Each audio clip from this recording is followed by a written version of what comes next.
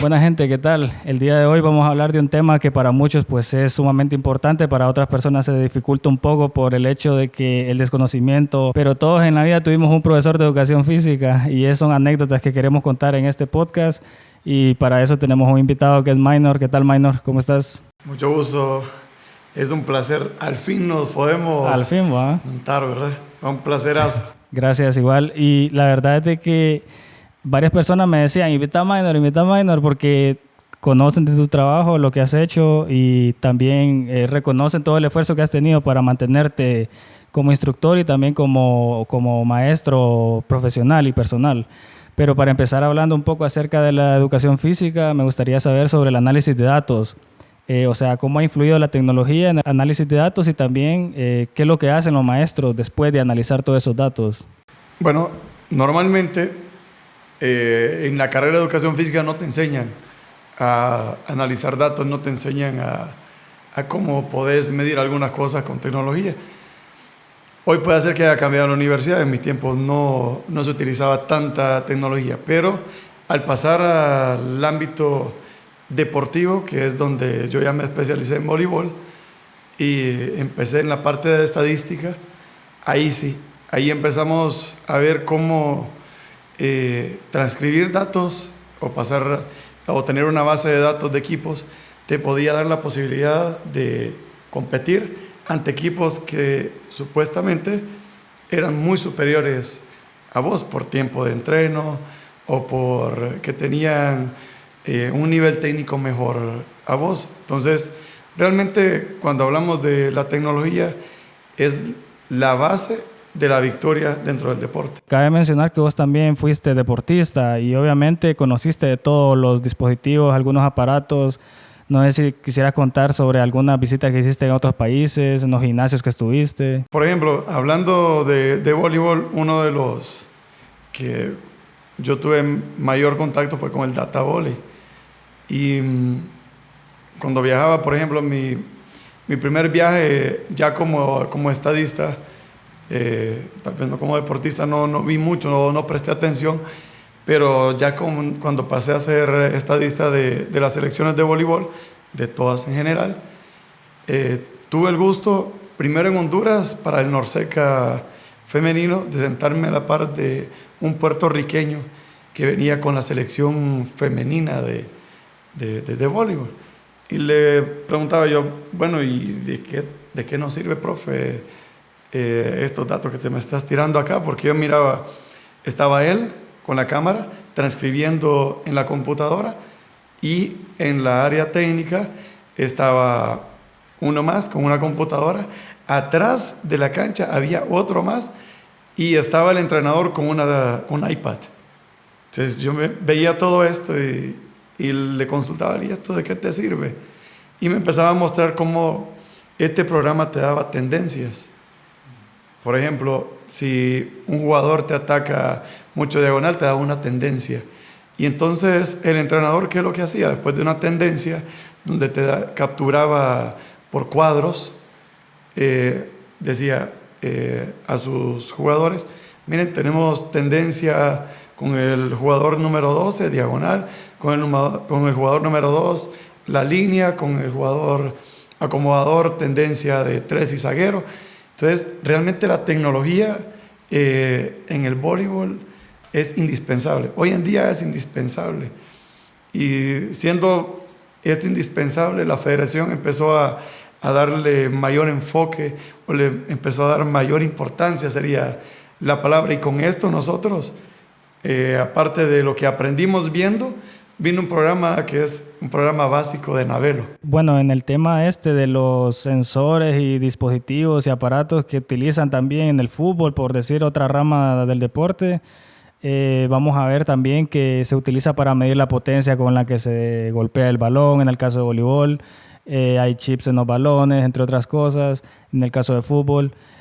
Por ejemplo, en el caso de la NBA, que es un deporte que se considera bastante innovador en el tema de la tecnología por esa razón, y la verdad es de que hay bastantes aspectos que ayudan a poder mejorar el rendimiento de un atleta, pero ¿en qué momento vos considerás a una persona, a un deportista que llega a ser atleta de alto rendimiento? Bueno, aquí en Honduras es sumamente complicado llegar al alto rendimiento. Por lo mismo, no tenemos ni la tecnología ni las instalaciones adecuadas para llegar al alto rendimiento. Normalmente un jugador de alto rendimiento que yo te puedo dar es el Luis Salgado.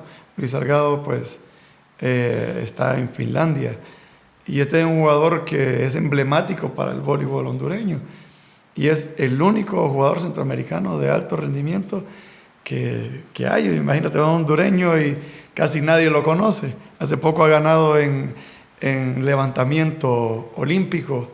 Entonces es un atleta único y especial. ¿Por qué?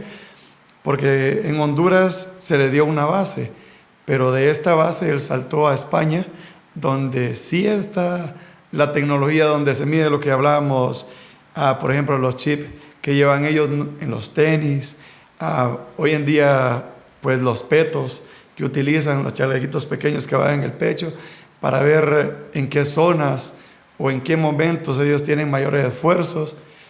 Y cuando utilizar la tecnología bien, en la preparación física, que es donde está la base del alto rendimiento, puedes venir a tomar esos datos y pasarlos a entrenamientos. Porque no solo es tomar el dato, datos podemos tomar todos. La cosa es transcribir el dato a un entrenamiento que te lleve a un punto de inicio de este atleta y que te lleve al desarrollo de este mismo atleta. Porque no solo es, agarremos que él corre 1 kilómetro a tanta velocidad, es que después de ver que él corre este kilómetro a tanta velocidad, hay que pasarlo a datos y ver cómo podemos nosotros potenciar aún más lo que ya nos dio la parte de la tecnología. Y de esa forma logran el crecimiento profesional de un atleta, ¿va? Pero en Honduras, considerando de que la falta de tecnología, de alta tecnología, podría decirse, existe, eso depende bastante del fracaso, del éxito de los jugadores aquí en Honduras, de los deportistas. Bueno, aquí el fútbol es el que tiene la mayor parte de tecnología y es donde vemos los petos. Pero si ves, realmente solo es en selecciones donde los entrenadores que vienen de fuera utilizan esto. Y en la Liga Nacional es muy complicado. Equipos como Olimpia, como Motagua, equipos grandes te utilizan esta tecnología. Pero si te vas a de dónde viene el jugador hondureño, tú sabes que no tenemos la posibilidad económica, ni tenemos realmente un programa dirigido a que en base a la tecnología vamos a desarrollar las ligas menores o en base a la tecnología vamos a desarrollar la segunda división hondureña. No hay un plan concreto en base a tecnología. Nosotros vemos, pero no actuamos en base a la tecnología, sino en base a que el jugador de fútbol, ahí sí, la garra catracha. A eso nos basamos nosotros, en la garra catracha, pero se nos olvida que equipos como Estados Unidos, donde no había fútbol hace unos años, mira ahora dónde está, con jugadores en Europa. Y eso tiene mucho que ver en la parte tecnológica y en el escauteo que hacen de atletas, con tecnología, con datos y con programas dirigidos a desarrollar. Y estuve viendo unos videos de Japón que ellos tenían unos trajes con sensores en diferentes partes del cuerpo y medían todos los movimientos del jugador, y ellos decían que por la parte física de los japoneses era bien difícil romper algunos récords que otros jugadores han creado, pero me pareció bastante interesante porque habían incluso calcetines que marcaban donde el talón hacía más fuerza, algunos tenis también donde la potencia cuando corrían. Y en los Juegos Olímpicos que actualmente están desarrollando también habían otros aspectos que han ido considerando con el uso de las cámaras y otras cosas. Pero en el tema del dopaje, ¿cómo la tecnología, pues no sé si en Honduras o en otro país, podría verse reflejada? Bueno, mira, en primer lugar tenemos que ver la parte genética. Hoy en día, si hablamos, por ejemplo, hoy hablaba de natación.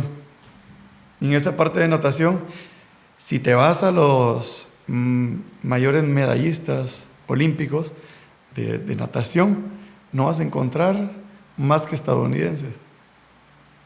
Entonces, algo tiene que estar pasando con Estados Unidos. ¿Qué está haciendo bien Estados Unidos que los demás no hacen? Y si te metes y buscas en la historia de la natación, no vas a encontrar normalmente un japonés o un chino. No vas a encontrar a nadie de ellos. Tiene mucho que ver con la genética en primer lugar. No solo es la tecnología, sino la parte genética. Estados Unidos tiene un programa de años que vienen puliendo.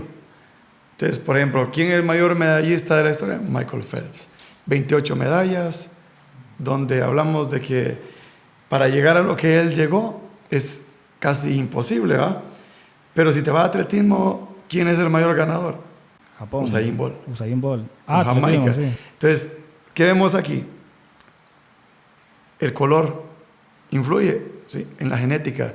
Las fibras de contracción, ¿cómo son? La parte ósea, ¿cómo es?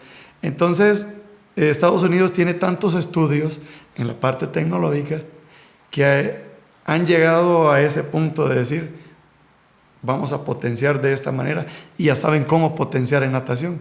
Jamaica, a pesar de que no ser un país muy desarrollado en la parte tecnológica, mira cómo gana en atletismo y le compiten poco.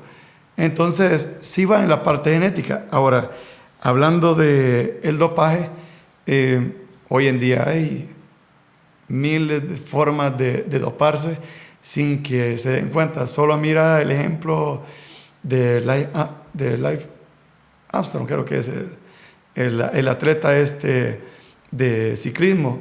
Mira cómo él ganó todo. Nunca se dieron cuenta. Y no se dieron cuenta hasta un pequeño error, pequeñito error. Entonces, podemos decir que hoy en día hay un montón de gente compitiendo a alto rendimiento dopado, sí. No sé si vos has escuchado la historia de Eric Mosambani, que hablando del tema del físico y eso, como en la parte de natación se supone, yo no sé, pero dicen los educadores físicos que las personas de color, los huesos y todo pesa más. Entonces, en la parte de natación, ellos son malísimos para eso. Entonces, la historia que estuve leyendo dice de que estaban los tres de otros países, pero en cuenta a Eric Mosambani, que yo creo que es de un país de África. Pues cuando disparan, los dos se tiraron antes y solo quedó él. Entonces, por default, él ya había ganado. Entonces, él empezó a nadar, se tardó como media hora, llegó. Y al final de cuentas, lo hicieron hasta ministro de deporte en el país, ¿va? Pero te cuento esta anécdota porque esa parte de la contextura física de las personas influye bastante para tomar los datos y el registro y también saber con qué atleta se cuenta. Por en el caso tuyo que has sido pues, dirigente de algunos equipos de fútbol o de voleibol, has visto también el avance y sabes, si vos decís, bueno, esta persona por ser con este físico, por tener esta estatura, me va a funcionar en tal posición. Entonces, todo eso también forma parte del uso de la tecnología que hagas. Sí, mira que en vóley se da mucho. Bueno, nosotros que hemos estado en vóley, te das cuenta que el alto va para el centro, dice, solo porque es alto. Pero ¿qué te dice que él no sería un buen salidor? O que sería un buen acomodador, o un buen opuesto. Realmente es hasta como que ya estigmatizan que es alto y tiene que ser centro. Y se acabó. Entonces no le dan la oportunidad de. ¿Pero por qué no le dan la oportunidad de? Porque no hay un estudio como los cubanos. Ellos tienen un programa deportivo, uno de los mejores programas de educación física, por cierto. Tienen un programa deportivo donde te dice, bueno, vamos a ver los papás cómo son, por herencia, y vamos a ver cómo el niño se va desarrollando. En cierto punto los apartan, los prueban, hacen controles, tal vez no con mucha tecnología, sino más con datos normales de lápiz y papel, porque pues, tú sabes cómo está bloqueado Cuba, pero ellos a su modo han hecho estudios que dicen, bueno, este jugador, según estos datos, me puede servir de salida. Pero les hacen un entrenamiento global, se llama, donde los entrenan en todas las posiciones y los conocen. Por eso la mayor parte de jugadores hoy en día, a nivel mundial, te saben acomodar, te saben defender, te saben atacar, todos. Porque el entrenamiento global, cosa que yo escuchaba de Costa Rica, decían, entrenamiento global. ¿Cuál entrenamiento global? Cuando desconoces algo, dicen, no, eso no sirve. Que es normal, ¿verdad? Cuando desconoces algo, es más fácil decir, no sirve, a ponerte a estudiar. Entonces me puse a leer y sobre todo me puse a estudiar y lo puse en práctica. Y me di cuenta que si al jugador le enseñas de todo, al final le encontrás el lugar donde él tiene que ir.